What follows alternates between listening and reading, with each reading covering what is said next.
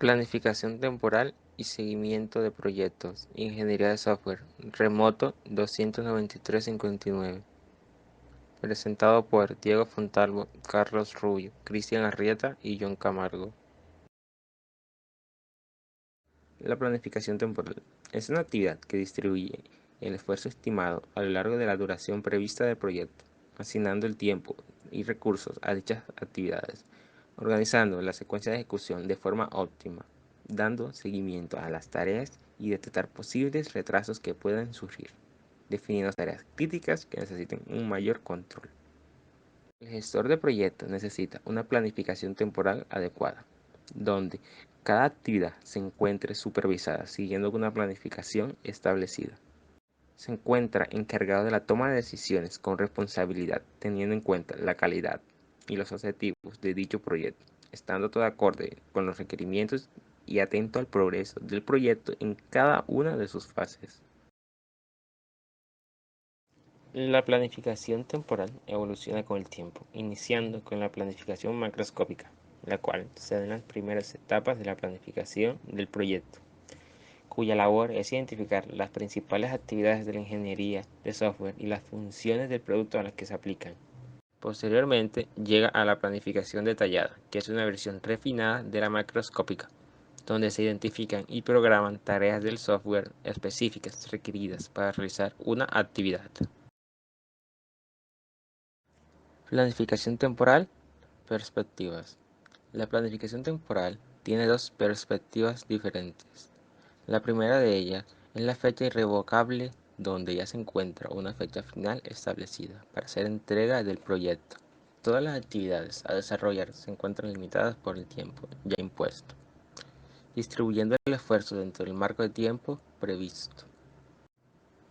La otra perspectiva es el estudio de límites cronológicos, donde la fecha final la establece la organización de ingeniería de software, luego del análisis del software a realizar, teniendo en cuenta sus requerimientos, características y las exigencias del cliente, distribuyendo el esfuerzo de tal manera de que los recursos sean empleados de la mejor forma posible. Aunque esta última permite que el esfuerzo se distribuya de una mejor manera, no siempre es la más frecuente, ya que generalmente el cliente siempre da una fecha establecida para terminar el proyecto. Planificación temporal, principios básicos. Compartimentación. Se divide el proyecto en un número manejable de actividades y tareas, descomponiendo tanto el producto como el proceso. Interdependencia. Determina si una tarea es una dependencia de otra, dándole un orden para ser realizada si es el caso, evitando así que se generen atascos en el proyecto. Asignación de tiempo. A cada tarea se le debe asignar un cierto número de unidades de trabajo, una fecha de inicio y otra de finalización. La interdependencia se encuentra involucrada en esta debido a la secuencia u orden de las tareas a realizar. Validación del esfuerzo. A medida que se realiza la asignación de tiempo, el gestor del proyecto se debe asegurar que las personas necesarias estarán disponibles para las diferentes labores, evitando que se asignen personas ocupadas a otras tareas. Responsabilidades definidas. Cada tarea que se programe debe ser asignada a un miembro específico del proyecto. Resultados definidos. El resultado de cada tarea debe ser definido. Por lo general es un producto, los cuales se combinan generalmente en entregas. Hitos definidos. Todas las tareas o grupos de tareas deben asociarse con algún hito del proyecto para así medir el avance de este. Se considera un hito cuando se ha revisado la calidad de uno o más productos y se han aceptado. Para realizar la planificación de un proyecto de software, se emplean diferentes pasos a seguir. El primero de ellos se basa en establecer el ámbito del proyecto, pues con esto nos referimos a definir primero las funciones y las características que se le van a entregar a los usuarios finales. También se definen los datos de entrada y los datos de salida del sistema. Se define también el contenido que se le va a presentar a los usuarios pues, como consecuencia del uso del software y también el desempeño, las restricciones, interfaces y la confiabilidad que se liga con el sistema. Una vez definido el ámbito del proyecto, el siguiente paso sería determinar la factibilidad. Aquí nos preguntamos si el proyecto es factible o si se puede construir un software que satisfaga el ámbito pues planteado en el paso anterior. Nos hacemos algunas preguntas basadas en la tecnología, las finanzas, el tiempo y los recursos. Por ejemplo, en la tecnología podemos preguntarnos si un proyecto es técnicamente factible. En las finanzas podríamos preguntarnos pues si el proyecto es factible desde un punto de vista económico. Por ejemplo, si el desarrollo puede completarse a un costo que la organización de software, su cliente o el mercado puedan pagar. En cuanto al tiempo, podemos preguntarnos si el tiempo del proyecto para llegar al mercado vencerá la competencia. Y en los recursos, si la organización que requiere el software tiene los recursos necesarios para triunfar. Una vez determinada la factibilidad, el siguiente paso sería analizar los riesgos. Un riesgo como tal se define simplemente como un problema potencial, es decir, algo que de pronto pueda suceder o de pronto no.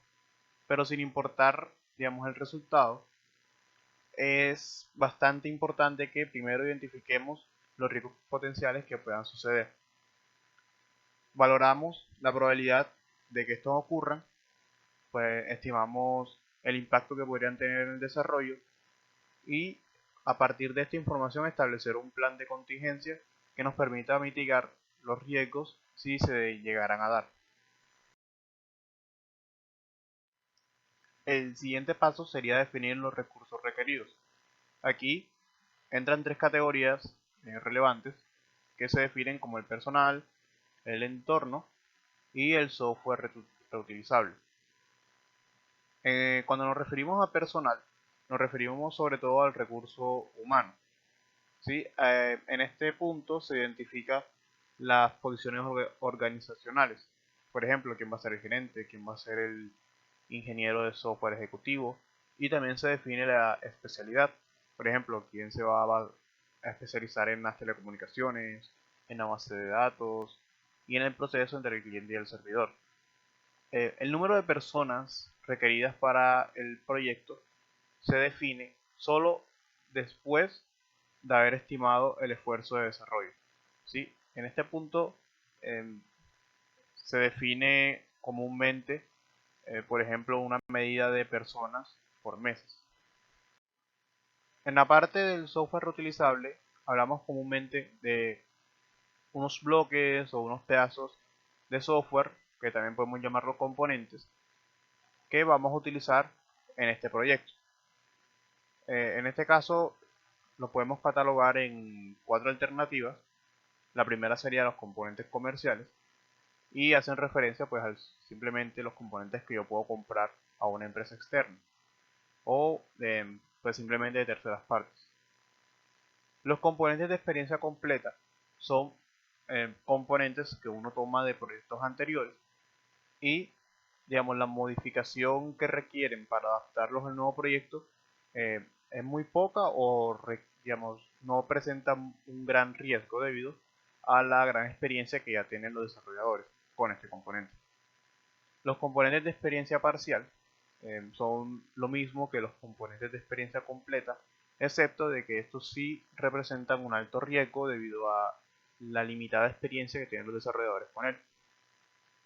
Y los componentes nuevos son las piezas de software que se van a construir desde cero y son específicas para para este proyecto. Y en cuanto a los recursos ambientales, estos simplemente hacen referencia al hardware y el software que se requerirá para el desarrollo del proyecto. ¿Sí? En este punto, pues normalmente se requiere pues un hardware que proporciona una plataforma que soporta diferentes herramientas de software, las cuales se van a utilizar para pues, producir el producto que se quiere llegar a obtener. Una vez definidos los requerimientos en el paso anterior, el siguiente paso sería estimar el esfuerzo y el costo. En este paso lo que hacemos es, pues como dice el nombre, estimar el esfuerzo requerido, la duración del proyecto y también vamos a definir el costo que este va a tener. Aquí entran varios conceptos como el de, por ejemplo, pues el tener que descomponer el proyecto o el problema en diferentes, digamos, en diferentes tareas. Y para esto utilizamos diferentes técnicas. Una de ellas, y la más utilizada, es una llamada de estimación basada en procesos, que se define simplemente como primero establecer unas funciones del software, después ligarlas a unas actividades concretas y luego definir, digamos, qué esfuerzo estas van a requerir para completarlas. También se pueden utilizar algo llamado modelos de estimación, que no son más que fórmulas empíricas que nos sirven para pues, predecir el esfuerzo dependiendo pues, de algunos factores como podría ser el tamaño del software y un conjunto también de factores ligados al coste y a la escala. Por ejemplo, uno de estos modelos se llama COCOMO 2. Y como último paso tenemos la calendarización del proyecto, que se basa en definir las tareas que se van a realizar y las dependencias que existen entre ellas, asignar lo que vendría siendo recursos humanos a las tareas y a partir de aquí pues generar diferentes gráficos, cuadros, tablas, diagramas que nos sirvan pues para ver de una forma gráfica y monitorear el proceso pues que se va a realizar en el desarrollo del proyecto. A partir de este punto se requiere pues una estructura o una red de tareas que componen el proyecto y una vez definidas se establecen las fechas de inicio, las fechas de finalización, los recursos humanos que pues, que se van a asignar a cada tarea y pues otros datos.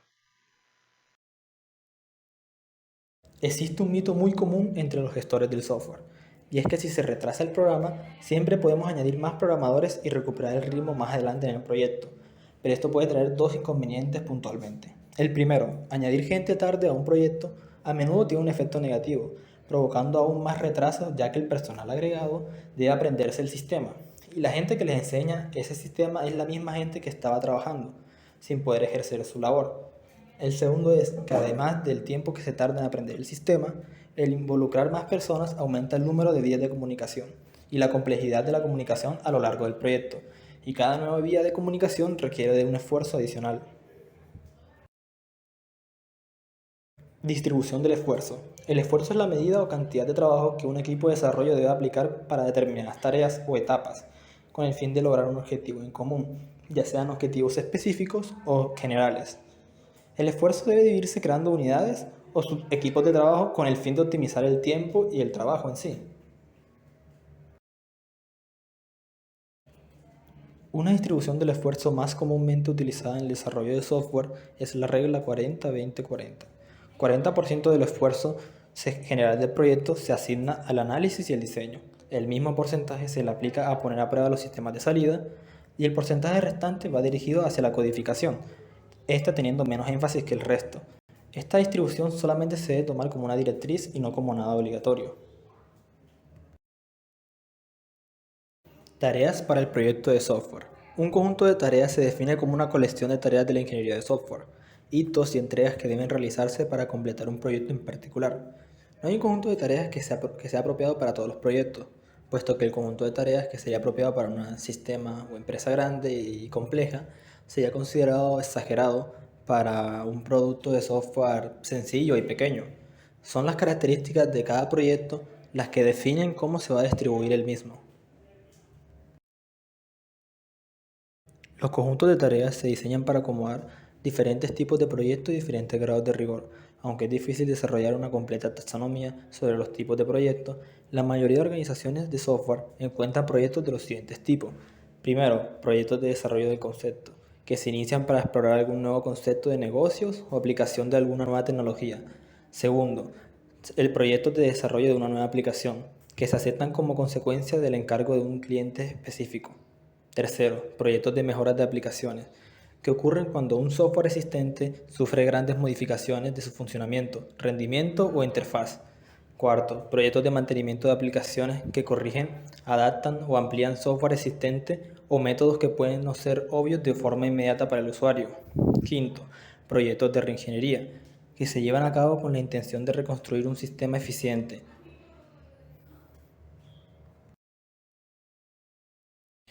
el grado de rigor. Incluso para un proyecto de un tipo en particular, el grado de rigor con el que se aplica el proceso del software puede variar significativamente. Pero, ¿qué es el grado de rigor?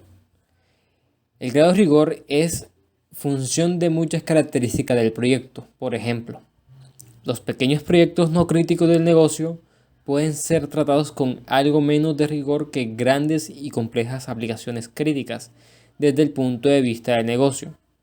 Debe advertirse, no obstante, que todos los proyectos deben ejecutarse de manera que terminen en puntuales entregas de alta calidad. El conjunto de tareas crecerá en tamaño y, al mismo tiempo, el grado de rigor también va a crecer. El grado de rigor se puede definir en 4 grados de rigor o 4 tipos. Se manejan 4 tipos de grados de rigor. El grado de rigor casual, en donde se aplican todas las actividades estructurales del proceso, pero solo se requiere un conjunto de tareas mínimo. En general, las tareas protectoras se minimizarán y se reducirá los requisitos de documentación. En este grado son aplicables todos los principios básicos de ingeniería de software. Tenemos también el grado de rigor estructurado, en donde se aplicarán las estructuras del proceso a este proyecto. Se aplicarán actividades estructurales y las tareas relativas apropiadas para el tipo de proyecto, así como todas las actividades protectoras necesarias para garantizar una alta calidad. Además, se llevará a cabo una documentación y tareas de medición de manera fluida.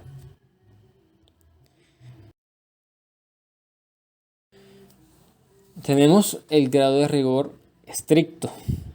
En este grado se aplicará el proceso completo para este proyecto, con un grado de disciplina tal que garantice una alta calidad. También se aplicarán todas las actividades protectoras y se producirá una robusta documentación al mismo.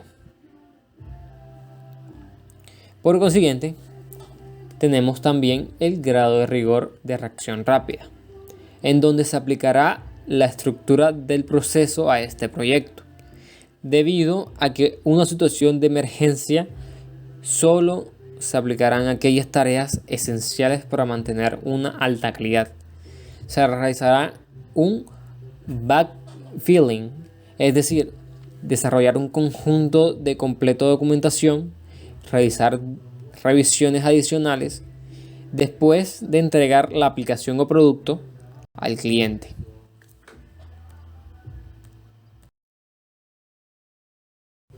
Además, el gestor del proyecto debe desarrollar un enfoque sistemático para seleccionar el grado de rigor apropiado para cada proyecto. Para conseguir esto, se definen unos criterios de adaptación del proyecto y se calcula un valor selecto del conjunto de tareas. Un consejo a tener en cuenta es: si todo es una emergencia, habrá algo mal en su proceso del software o en las personas que lo dirigen, o también en ambas.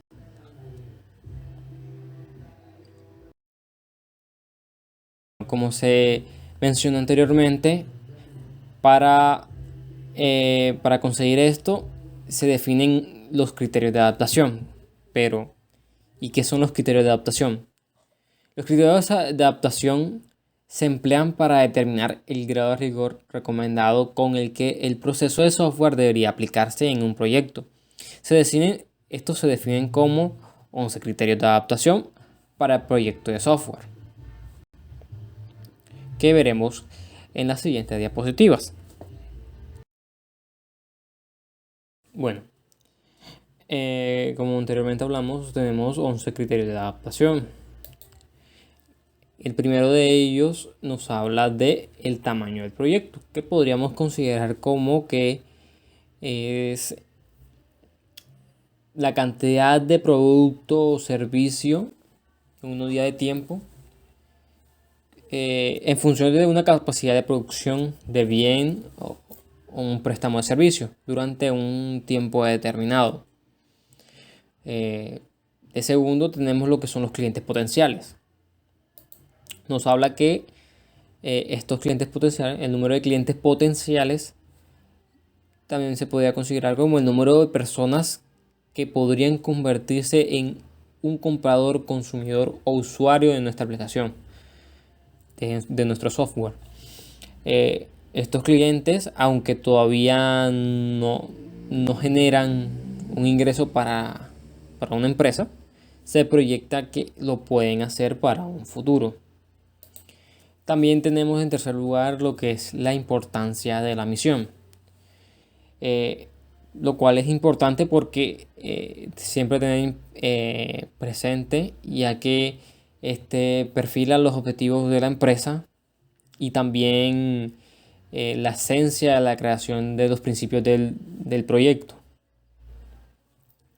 En cuarto tenemos lo que es la antigüedad de la aplicación, o sea, que tanto tiempo lleva la aplicación, se podría decir desde que salió o desde que se terminó el proyecto de software. También tenemos en quinto tenemos lo que es la estabilidad de requisitos, que indica una estimación de la probabilidad de que el requisito no cambie durante el resto del desarrollo del proyecto. Es especialmente interesante para detectar posibles fuentes de cambios en un proyecto y prepararse para ellos. En el siguiente criterio de adaptación tenemos lo que es la facilidad de comunicación cliente-desarrollador, el cual consiste en que entre el cliente y el desarrollador esté un enlace o una facilidad de comunicar ideas, emitir opiniones o dar información que beneficie al desarrollo del proyecto y que esto permita con una mayor eficiencia al momento de desarrollarlo. También tenemos a la madurez, lo que es la madurez de tecnología aplicable, que se considera que es trabajar con una tecnología que tenga una madurez alta o que haya estado bastante tiempo en el mercado, y no trabajar con una tecnología en desarrollo. También tenemos lo que son las limitaciones de rendimiento. Es un criterio de adaptación que consiste en tener en cuenta lo que son las limitaciones de las capacidades del proyecto o del desarrollo del mismo. También tenemos lo que son las características empotradas y no empotradas, lo cual son características que vienen en sí con la aplicación o que no vienen en ella. Además, también tenemos lo que es tener en cuenta el criterio del personal de proyecto, o sea, las personas que están trabajando en el mismo. Y por último tenemos lo que son los factores de reingeniería.